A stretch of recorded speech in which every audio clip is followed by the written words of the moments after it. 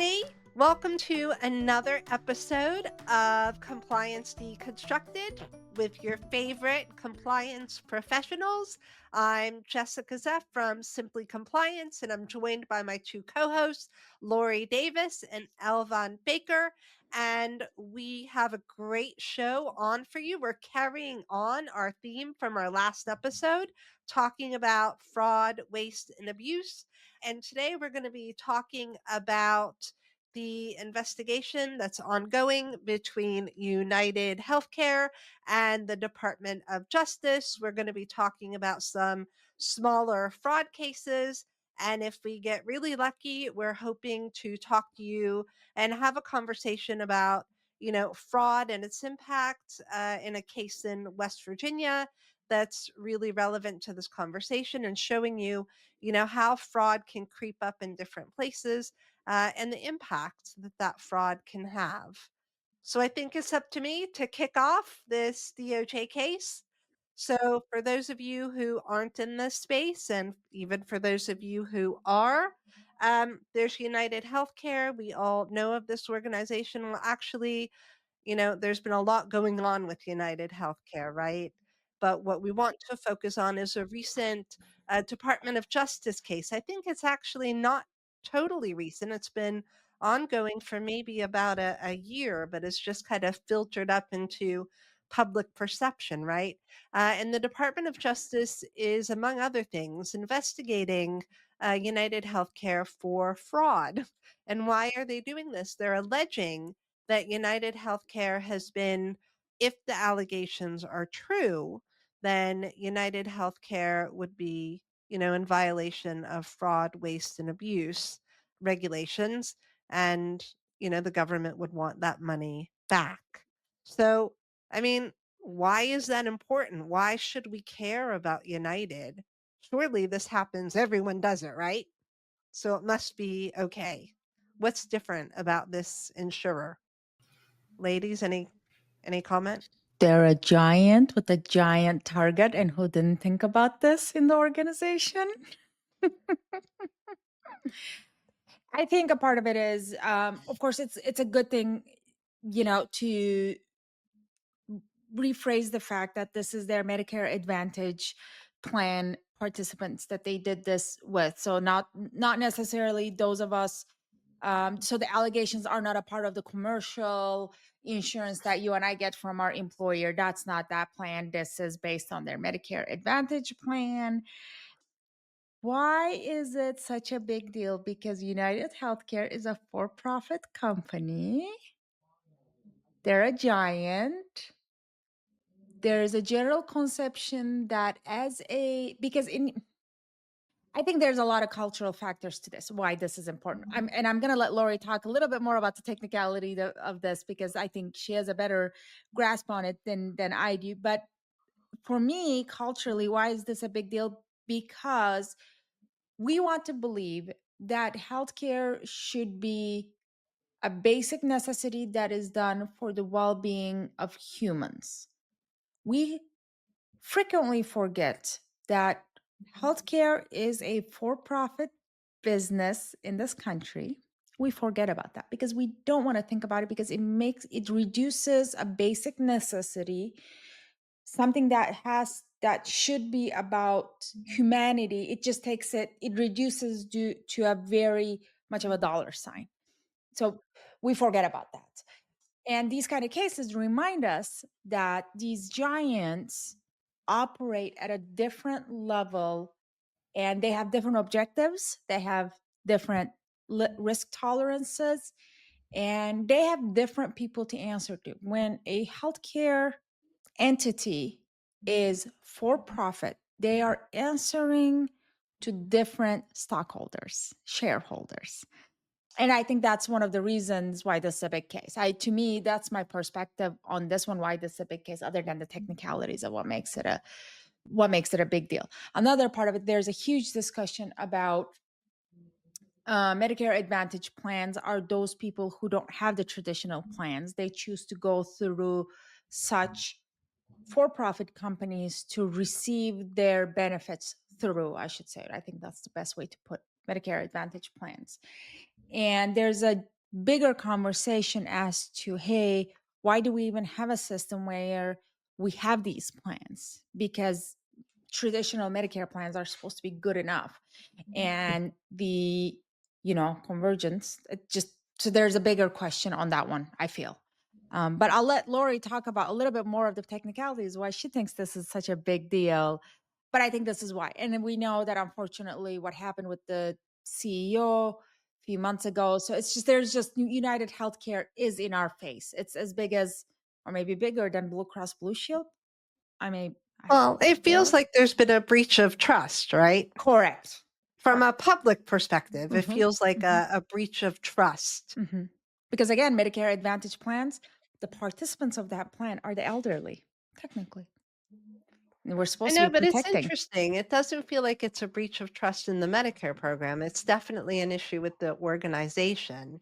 Whether it's warranted or not, I can't Mhm. say. I can only Agreed. say what's been, what I've been privy to along with everyone else. Mhm, mhm, But mhm. Lori, any thoughts? So I agree with you, Elvan. They are a giant, and when we say giant, let's kind of put some numbers around that because I'm all about Please numbers. do bring color to my nightmares. No, no, no. They offer United Healthcare offers Medicare Advantage plans, and to your point, they go through what they call an MAO and Medicare Mhm, Advantage organization, and they give you all the benefits, but they also add on benefits. But they're in all 50 states, plus all of our US territories, including Washington, D.C. So when you say giant, it's not just hey, they're big. They are literally everywhere representing all Americans. And mhm, this investigation is not just one mhm, investigation. This is one of several investigations. And for me, I think that's why this is such big news. Yes, on the heels of a CEO who was murdered last year in broad daylight. Then their replacement CEO recently resigned under undisclosed rationale. So I think there's a lot of things in the news that's leading to this. But for me, I think it is the fact that mhm, this is like a McDonald's or a Walmart kind of thing for the average American. United Healthcare is literally everywhere. mhm, So this is something that has interest of every American that is on Medicare Advantage mhm, today or potentially could be signing up in, just a few months when open enrollment starts for a plan and thinking about the tightening of ratings that plans get to potential members when they're signing up for healthcare and the fact that this year the ratings for United Healthcare did not go as they had hoped. I think it all kind of is tied together. It's not just one thing that's making this news. I think the size, the amount of beneficiaries that are represented, and then the potential impacts downstream. I think it all plays into it. Jess, Elvin, I don't know if you disagree. No, I mean I totally agree. And I was sitting here wondering, like I would hope that compliance professionals were looking at this and asking, actually, well, what's going on here? Are there lessons to be learned? What's happening within my organization? But we know better than anyone else, right? When you're doing the day to day of compliance, it can be really hard mhm, to keep in touch with what's going on outside of your organization. But if there was, a case at the moment to be paying attention to, this really is one of them. And to be thinking through your risks and how your organization addresses those particular mhm, risks. I mean, they're allegations, right? There's a lot of information about, I mean, some of it's from the media. So you have to really make sure you're checking the right sources. But really thinking through, wait a minute, could this be issues for us? Because if they're issues for United Healthcare, is the OIG, is the Department of Justice going to be working these kinds of topics into their audit agenda, their review agendas for the future? Is this something we need to be paying attention to within our organizations? A, because it's a risk. It might come back and bite us. Mm-hmm. And, is this something that's going to be on the agenda for future review? And do we really feel that we want to show up on that list of potential offenders? Mm-hmm. Yeah. Mm-hmm. And I think it's important to remember that this is all alleged. Nothing has been confirmed. So it's still in, even though it's been going on for a year, it's still ongoing. It's still in the infancy, if you will, and United Healthcare has denied that they did anything willfully wrong. So back to our fraud, waste, and abuse.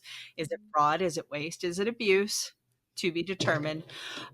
When I was saying it looks like there's about 5 other investigations for United Healthcare that are going on in the compliance space, not just around fraud, waste, and abuse. So it's important to remember that these types of investigations happen at every size Mm-hmm. company, not just really large ones. So, Jess, I think you made a fantastic point about what's being alleged and taking it back Mm-hmm. to your own organization to make sure that you're doing that due diligence so that when they come knocking, not if, but when, you are fully prepared. Absolutely. So, good point.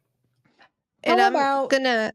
oops, Go ahead. I'm gonna just catch on to what something that you said. It is early in the investigations are all early, right? And these are allegations. That's all right. But what if I could see this happening? I can hear it in my head. Maybe CEOs or CFOs out there, or leaders of an organization, or even smaller organizations, but it's not a problem yet. Why should I look at it?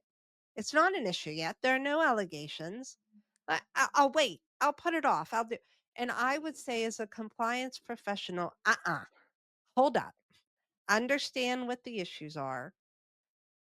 Think about it, maybe incorporate it into your own audit program, and do, even if it's a light touch, Mm-hmm. just kind of check what's going on here. Dig a little bit under the surface. If you don't find any issues, okay, fine, maybe audit again, but identify it as a potential risk area, just like you would the OIG work plan, right?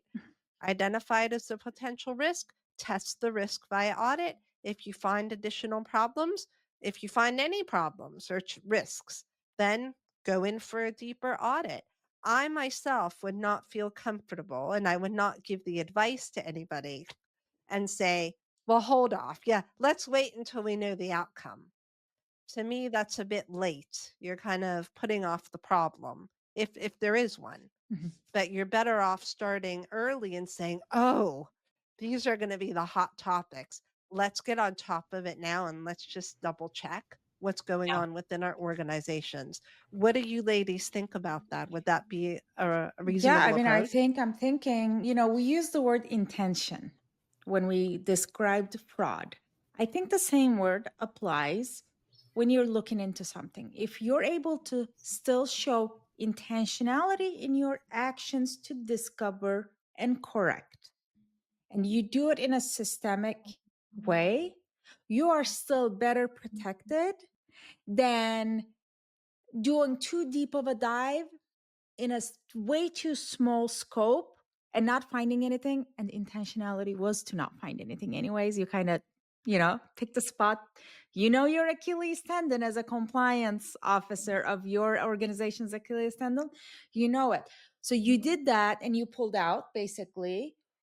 Or you kind of thought, it's not statistically significant for me to look into. I'll look into it if there is a need. And before you know, it snowballed into a giant problem. So you know, I think I want to say the regulators are fair in their ability to also look at not just the intentionality of the actions, but the intentionalities of the corresponding actions to the organization's findings. So if you have that intentionality, I'm looking at it not with the intent of not finding, not with the intent of hiding, but with the intent of truly coming from an objective standpoint, as compliance officers should be and as compliance departments should be, with the intent of, I am just looking. If I find something and I need to focus in and dive deeper, I will do that. If there isn't, but I want to cover my bases, I'm going to do that and I'm going to move on. And I'm going to be able to show it with my paper trail that my intention is to look. That's it. My intention is to look, not to turn a Yeah. blind eye, to look. Yeah. No, and Jess, I one of the things I wanted to call out is the fact that you referenced the OIG work plan.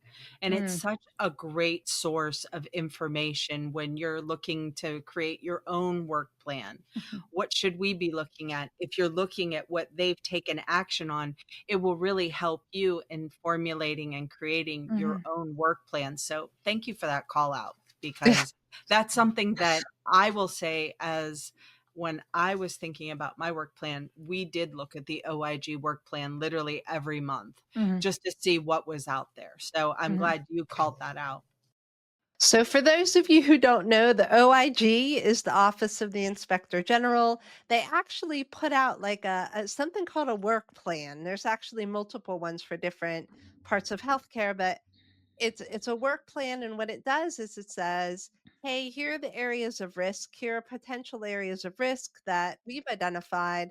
Healthcare organizations, within your organizations, please have a look at these particular areas and make sure that you're if you see a risk, you're addressing it. If you see a problem in this particular issue, that you're addressing it. And actually, in the compliance field, what we're talking about here, me and Lori, and even in discussing this United Healthcare case, we're talking about minimizing risk. mhm, We're talking about minimizing risk to the organizations we work for or with, and minimizing the risk that patients don't get the care that they should be receiving, mhm, right? Minimizing risk of fraud, waste, and abuse. But ultimately, it's to make sure that, people get the care that they need and they deserve. mhm, That's the aim. And we're always taking opportunities, right? Elvan and Lori, to learn from other cases mhm, mhm, and to learn from the inspector general. That's just something, Absolutely. if you work in the healthcare compliance field, it's very dynamic. And part of being able to work successfully in this field is looking around you mhm, and seeing what's happening around you, and early on being able to say, oh, that's going on with so and so. The government or the agency or law enforcement is looking at X, Y, and Z. Oh, gee, maybe we need to review that and how it applies to our organization uh, early on, and just be proactive and try and minimize the risks mhm, mhm. associated with whatever else is happening out there outside your organization. Absolutely. I think one of the things that I hear very frequently within my current work is, oh, that never happened to us. Okay. But we have the ability to learn from others. This is not one subject. It's kind of like saying, I've never been to prison, so I can't imagine how bad it must be. Oh, I can. I have cable network. I can. And this is not one subject. I want to learn from my own experience. I'm happy to learn from others, and I think this is one of them. However, I do have another exercise and a thought in my head. The current case with United. Okay. Everything is alleged and the allegations are for fraud. Is there any end resultant picture here that, let's say that there is not enough intent in the systemic Mhm. actions that they have taken, that they're gonna walk away scotch free?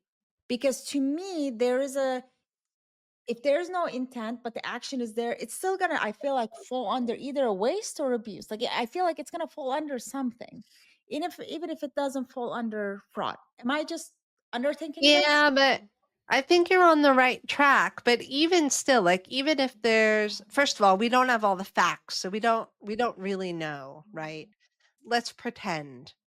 Hmm.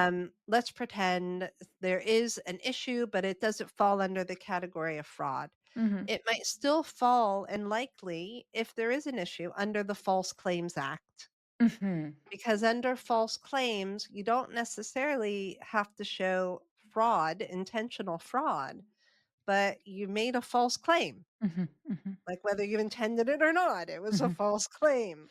So if that's the issue, and we don't quite understand yet mhm, whether that is, or I don't, but if that's what the issue is at the heart of it, then I could see that there'll be, they'll have to work out what the issue is under the False Claims Act and what their liability is going to be. mhm, mhm, I Um, think I agree. I think there will be probably some financial, but more importantly, some sort of process improvement action or mhm, remediation plan that'll be required. mhm, Because even if it wasn't intentional, there's clearly something wrong.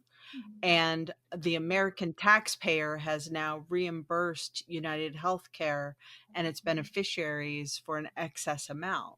So I think in my mind, there's still going to have to be something, whether that's policy, procedure, people, mhm. whatever. But I think something will have to happen. I do not think that this will completely disappear. And that's what I was trying to Me get at, personally. actually, out of you guys. That's what that's what I yeah. was thinking, because we talked about the big target, and nobody's going to lose out on this opportunity to make a lesson out of this one, and it shouldn't. No, but that worries me as well. Like we talked in our last episode about the current administration, and their big priority is fraud. And I'm Mhm, not judging that. I'm not saying that that's good or bad. I'm just saying that is what it is, right? mhm, Will they use this case as, as an example? I'd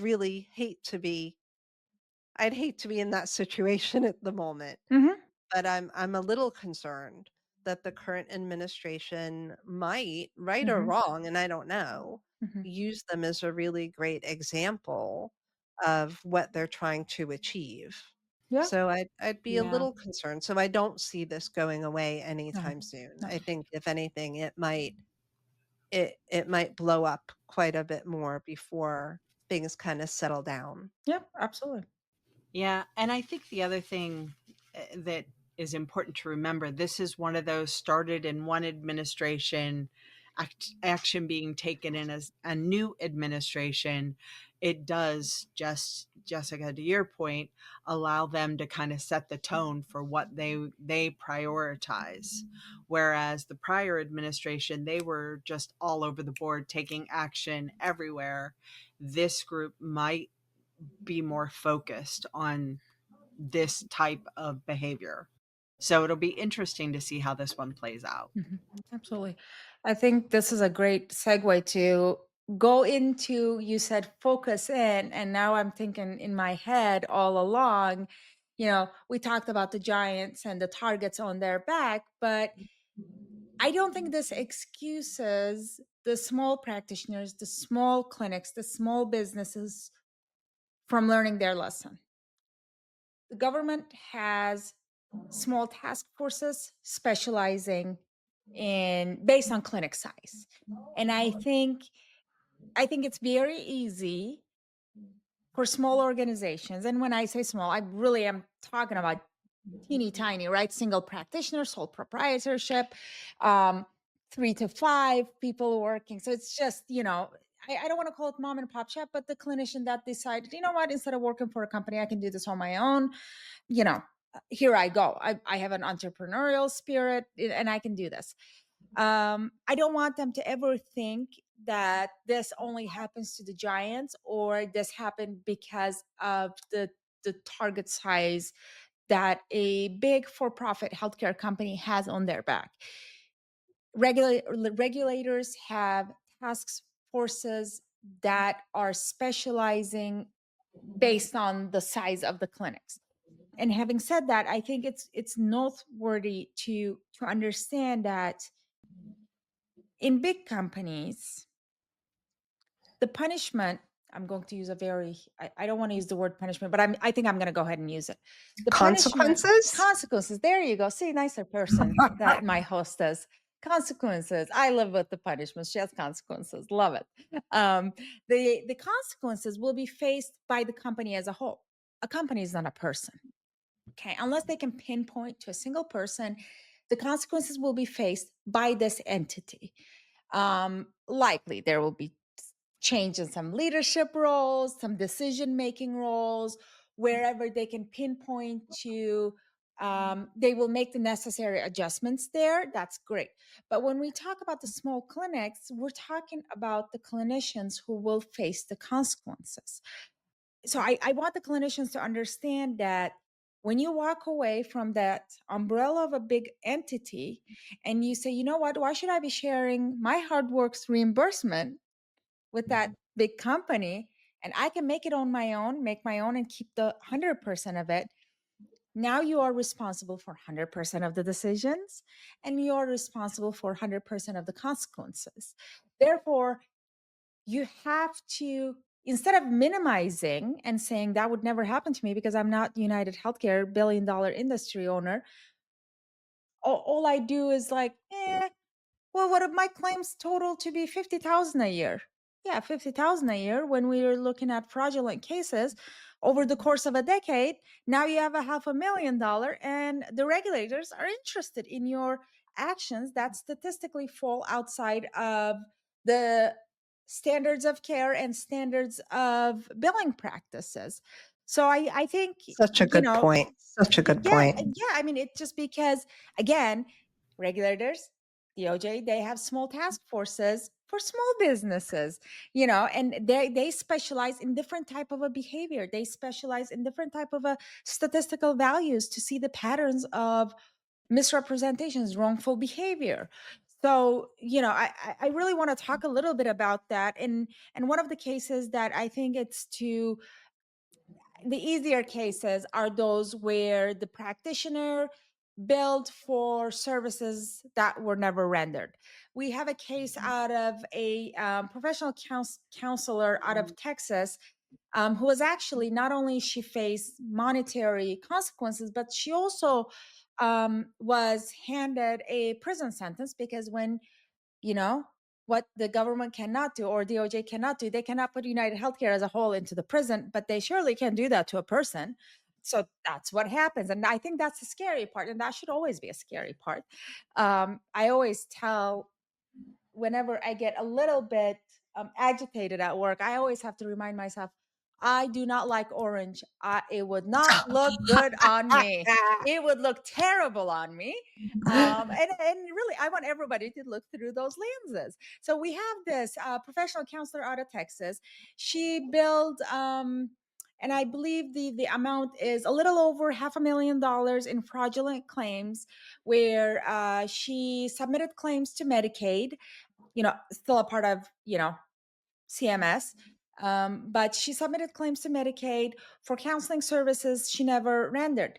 And she's so brazen that, a lot of these cases, you find out that maybe the patient was already on the caseload, but instead of billing for one visit that week, every patient gets 4 visits billed. No. This lovely lady, she was already in prison when she was billing for services for patients Oh ro- my God. roaming freely. And I mean, but again, why did this brazenness happens? Because she thinks she's, oh, I can't, of course, I'm not in her mindset. But again, the idea that I'm just a small practitioner, what is measly $500,000 compared to millions and billions of dollars? Well, guess what? There's a special task force for you. They're looking at you, especially when you're in prison. It makes it mighty hard to Oh, serve the public yeah. wellness. But But again, Yeah. I it's great that you brought this up, and I'm so happy that you did, because I hear it all the time. I hear it all the time from my smaller providers. Mhm. And nah, I either hear, "Oh, I didn't know that. I didn't know. I have no idea." Or I hear, "Yeah, but no one's going to be looking at me. Nobody cares. They're not going to come after me." And I have a really hard time, because if you are in the compliance space and you're paying attention at all, then actually the OIG and the DOJ, they are looking. There, and you have these Macs, you have other organizations, and they're looking to see who's an outlier, who's charging for what. The FBI gets involved. You know that. Remember, we had an a regional HCCA last year where there was a talk from the FBI and I think the DEA, and they are looking at small providers to look for discrepancies. And yet, when I speak to my small providers, Mm-hmm. they will swear blindly Mm-hmm. that they don't need to worry about compliance. They can do their own thing. They're perfectly safe, and no one's going to be looking at them anyway. They can't, they're not worth it. They're small change. And I Yeah. then have to give them examples because, the three of us see them all the time. Mm-hmm. If you're Yeah. on the listserv for the OIG, you see them. Mm-hmm. False claims, Yep. fraud, small providers, big providers. It's not always. I was going to ask you, Elvan, is it just big providers we need to worry No. about? And clearly No. the answer is absolutely not. Although It's Lorie just that you might have don't an hear opinion on about the this one. smaller. So of course, then I go in my mind, I go into the rabbit hole. Okay, I'm thinking this lady's in a federal prison. You are not, it is my understanding, just jump in. It is my understanding that, okay, you're in a federal prison, you're making an income. Is she filing her taxes? And are you allowed to file taxes in a federal prison? Are you allowed to have an income? Are you allowed to have an income that's based on federal resources while you're in a federal prison? I'm thinking all in my head, and I'm like, do you think this is where DOJ, FBI, and IRS should have been talking with each other? Yeah. You know, Yeah. But I, And the thing is that this is Medicaid. So keep in mind that that's you're right.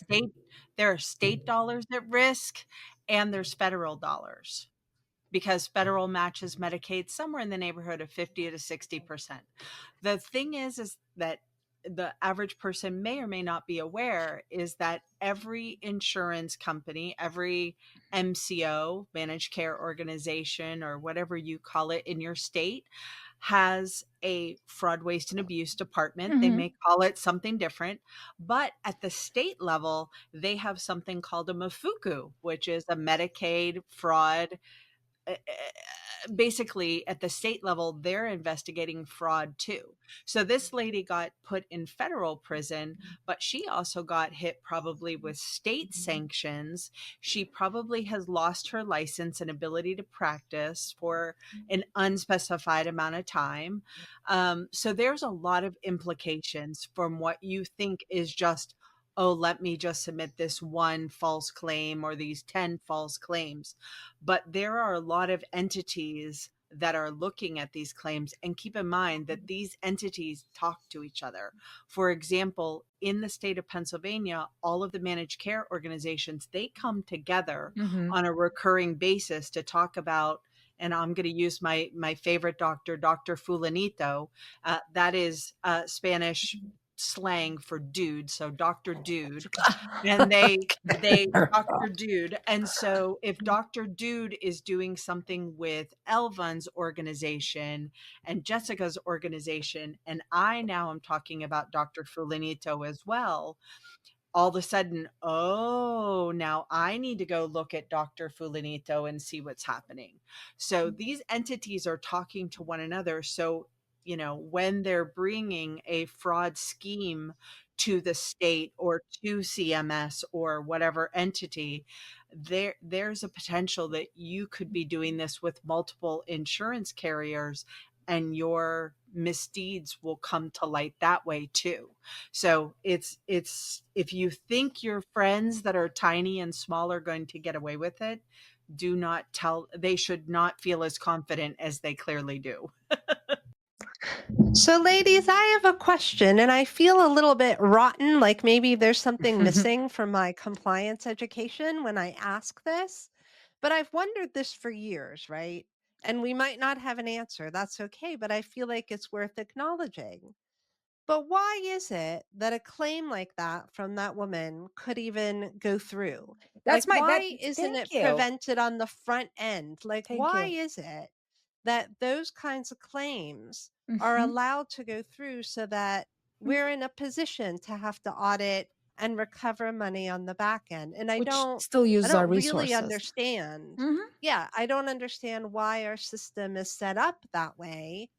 And Yeah. maybe it's just the way that You're it right. is I at the mean, moment.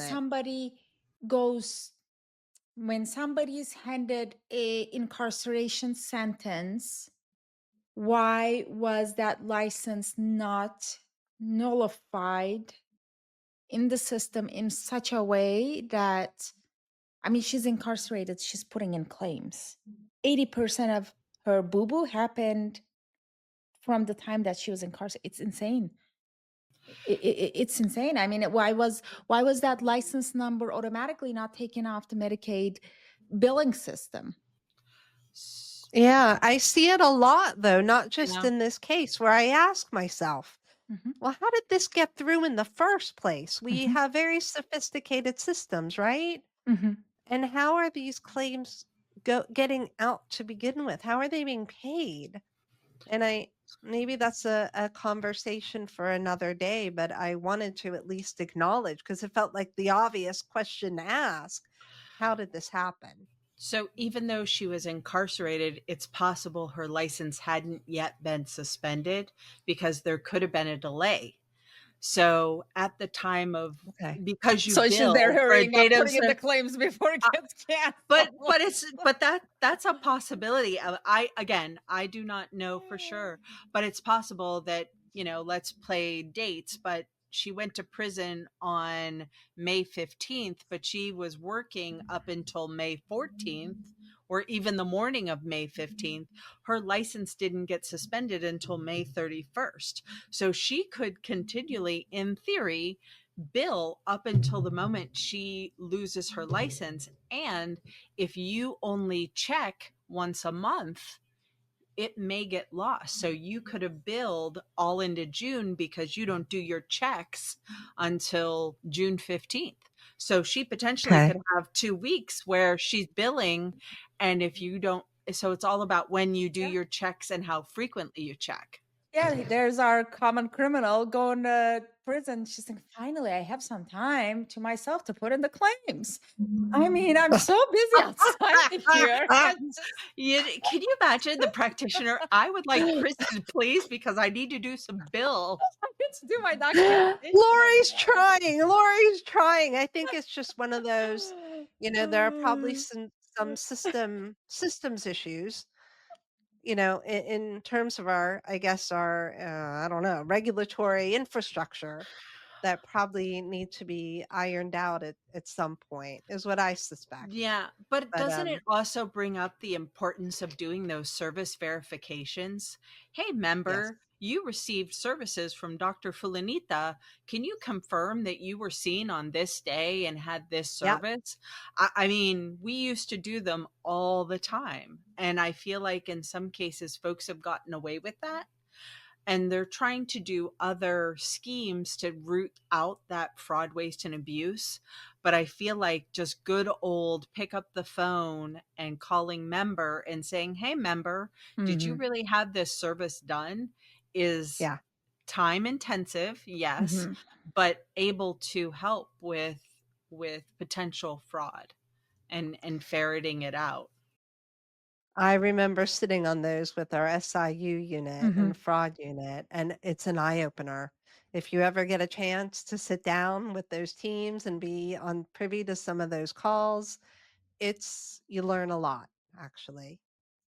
Hey, look, we have another part of our conversation, and I want to make sure we get it covered. I think it's an important one, and one we've got enough time to talk about. It's actually really interesting. Got it. I actually think it's fascinating as we talk about fraud, and we talk about fraud a little bit more widely, but then how that trickles down to an impact on what Hmm. we do and an impact in the healthcare space. I think it's a really good one to talk about. So, am I getting this right, Lori, if I introduce the conversation around the Infrastructure Investment and Jobs Oh, yeah. Act?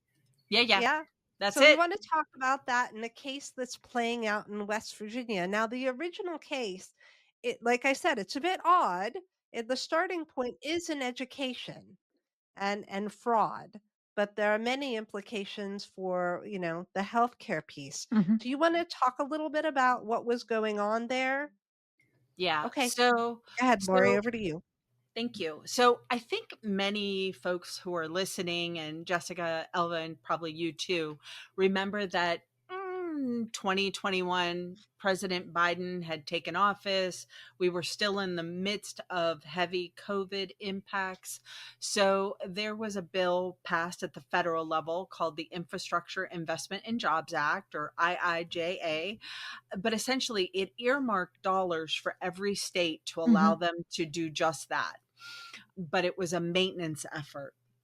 And so West Virginia, there was a time frame around it. Every state got dollars. So I'm picking on West Virginia just because it's close to home and Mhm. I'm familiar with it. But there were other states impacted as well. But in particular for West Virginia, they were initially told by the federal government, hey, we want $465 million back, please. Because they had not fully met potentially the requirements around education spending. Mhm. As So a what was result, supposed to happen, Lori? Was the idea that the state had to match yep, dollar for dollar the money that they got for COVID, and they had to they use it they for had to use it education? they had to use it in education. There were several buckets of Mhm. spending that they had, and they had to spend it in certain ways. And West Virginia, initially it was alleged that they didn't spend the dollars the way the act laid out that they should, including infrastructure for bridges and roads and federal buildings and state buildings and things of that nature. But then there was an education component to it about making sure that folks were aware of how the dollars were being spent. So it was a lot of transparency Mhm. when in the education. So it was supposed to kind of stimulate economic growth along with the dollars, right? And of improving things. And West Virginia is a state that didn't have a great grade, if you will. They were at a D. So as a result, the West Virginia legislature, who only meets for 60 days at the beginning of every year. So, unlike a lot of states where maybe they have all year or 6 months, West Virginia only has 60 days of legislative activity each year. So they ended up filing a waiver to negate this repayment, but it did have impact because they cut money for healthcare funding. So, then it starts getting into that fraud, waste, and abuse and making sure that if you're receiving dollars, whether they come Mhm. from the federal government or the state government, even local government, that you're spending it Mhm. as you're directed. Intended. So, a lot of times when you get block grants or things of that nature, or you file a waiver, you have to spend the dollars and provide the documentation accordingly. So I guess for me and Jessica, Elvin, one of my big questions is, if they weren't tracking it appropriately, where did that money go? Right? That's my first question. And again, this isn't to shed a negative light on any one particular legislator or government official, but it's just, you got these dollars, where did those dollars go? And being able to show tick and tie, so to speak. Every To our common compliance person is criminal like, in a West Virginia prison putting in the claims. yeah, Going to Yeah. West Virginia. they maybe they look better in orange than we do. I don't Sorry. think it's casting shade. I think it's saying, Uh, okay, right, we have big governments, right? Or we mhm. have these governments and they have a lot of responsibilities Yep. during a period of mass Mhm. confusion, right? Mhm. Yeah. And the impact on, I mean, Pennsylvania, we were recipients of Mhm. those Yeah. grants as well. Yes. And you have these state governments who are dealing with challenges that were Mhm. unanticipated, with an infrastructure that can't support the challenge, and with people suffering in ways that none of us really could have foreseen, and having to make very quick decisions with limited time, limited Correct. resources, and very limited information. So that's really how it happens, and I think there probably is no state, no country that could say that they didn't, maybe not mishandle money, but the money didn't go quite the way that it Mm-hmm. should have, Mm-hmm. with the controls that it should have. And really, I think what we see from this case is that there was a lack of controls about where the money was using. There might have been a Yes. misunderstanding about how the money should be used, or a thinking that, well, it is an emergency and who's going to come looking later on? This is a reasonable excuse. We needed to use this money for other purposes. So, but I don't necessarily, so a couple of mistakes I suspect Mm. were made, some big ones. A, assuming no one would come looking, number one, right? Maybe not even really understanding what the Mm-hmm. rules were, what the strings were that were attached to that money. But also not being as transparent as they could have been in where that money was going and how it was going to be used, and then not having controls. Okay, you had to shift the money. I'm not Yeah. saying that was good or bad. Under the circumstances, sometimes you have to do what you need to do, right or wrong, okay? But then how was that money then really used? You needed to move it to healthcare, Mm-hmm. okay, but what did you do with it? What were the outcomes? You had a public emergency, you had to do what you needed to do. It's not like most states, including West Virginia, are flush with money, right? So what happened? How was it used? Where's the accountability? And I think those are the issues that West Virginia has struggled with. And I have no doubt that Pennsylvania, it'll come out, that most states, in fact, who benefited from that grant will have struggled in a similar way. It was an unusual circumstance, but there are implications for what we do here in healthcare compliance. Mm-hmm. Really big lessons about understanding the rules that are attached to certain monies, Mm-hmm. right? Making sure that documentation supports the use and that spend of that money, that we're all very transparent about how finances are used, where it's spent, where it goes, what the outcomes are, and really being able to show, hey, for the money that we have, these are the outcomes, good or bad, and we evaluate them. Yeah. And so those are, I think, the lessons to be learned for everybody, but equally, in understanding, yes, someone eventually is gonna come knocking. Even when they say they won't, guess what? Eventually, the world being what it is, someone comes knocking and looking. Yeah. Correct. And it's never if, it's always when. When? And you Yeah. should think about that. Mm-hmm. Yeah. Absolutely. Do you think that What were you gonna has? say, Alvon? I was Sorry. thinking, do you think the novelty of the situation has something to do with the ultimate outcome? When I say novelties, because I have not seen a um, public health emergency in my lifetime, during my adult years, like this one before. Do you think novelty was a, again, I'm not trying to put the blame elsewhere, but sometimes when it's kind of like a new code that comes out and all the clinicians are wondering, and how do I build this now? Just the first few Some years of can be it, a little. yes. I think some of it, yes. It's easy to be really negative and really critical. I think some of it really was down to the novelty of the situation. Hmm. Equally, though, and, the 3 of us work in healthcare compliance, we're always talking about resiliency. We're also always talking about emergency Hmm. preparedness. Hmm. Hmm. I Absolutely. think I wonder, and I don't know, I wonder, though, if all of these organizations that were involved, like, were there emergency preparedness? Did they use them? Might that have mitigated some of what ultimately happened? I don't think prevented it because it was novel, right? I don't think anyone could have predicted a pandemic, but you can predict some sort of emergency, right? Like, what happens if we do this all the time, right? You do this in security and privacy. You do this in other aspects. What happens, unfortunately, if there was an active shooter in the building, right? There are all kinds of emergency plans. So I'd ask, like, what were the emergency plans for the different agencies involved? Did they even coordinate?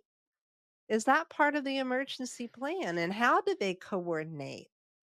Like, I'm not saying it would have maybe a coordination or an emergency preparedness. Maybe if it didn't exist, maybe if it did, maybe it wouldn't have made any difference whatsoever. But I'd love to explore that a little bit more and see, was there a better way? Could it have been prevented? Like maybe that's a lesson to learn from the case as well, to ask that question. Is there any alike case out there? This can't be a outlier. Well, the only thing I can think of is like hospitals having emergency preparedness plans, Mm, Yeah. either for bad weather or inclement weather, or think about hospitals in Florida, mhm, maybe, or hospitals that have to work in tornado areas or in parts of the world. There might be other emergencies. I know when I worked in London, one of the things that was considered an emergency was if you saw a snowflake. You knew that the highways were there were gonna be accidents, loads of accidents. So when there was bad weather, the hospitals in London went into emergency preparedness mode, and they had to because they were gonna that's how they were gonna have to operate for days. What I'm saying is the closest thing I can think of working in the healthcare space is certainly when a hospital they have a certain kind of emergency panel, gold, silver, bronze, and they have a whole way of dealing with things. And I wonder that's the closest analogy I can think of, but I might be Yeah. limited. Well, like if you think about Change Healthcare, when that mhm, happened, think about how much money hospitals and practitioners got fronted because they could not submit claims. mhm, And then after a while, they wanted to recoup those funds and they had to be able to provide the claims that went with the documentation to mhm. confirm, hey, we fronted you X dollars. We're going to do a crosswalk. So I think your example is a good one. The other one that I see a lot when I'm thinking about the wildfires, there's a ton of wildfires or Mhm, tornadoes mhm. or floods. All of those are disaster recovery. And Correct. I don't know about the two of you, but every external audit I participated in for the last 10 years has said, hey, give me your business continuity and disaster recovery Yes. plans. And so they're being asked for, and we have to provide them. But I think in this case with COVID, I don't think they were asking for that type of documentation. It was, here's dollars, go invest those dollars, but they should have expected that somebody would show up later and say, hey, we gave you these dollars, show us how you spent them. Now, I will say there are states, and Pennsylvania is a good example, where they didn't spend all the money. West Virginia spent all of their money and then some, where some states like Pennsylvania said, we're not going to spend any of our money. So they're at the other end of the spectrum, which isn't necessarily a good thing either. But there, that could lead to a different kind of potential abuse, so to speak. So it gets really interesting when you've got these block grants of money being handed out. All righty, ladies. I think that kind of rounds out this episode of Compliance Deconstructed. So, folks, again, as always, happy to hear your comments and feedback. Would love to hear what you thought Mhm. about the show. I guess we'll see you next time. All Thank right. you. Thanks, Elvan. Thanks, Hi, Lorie. Bye-bye. everybody. Bye.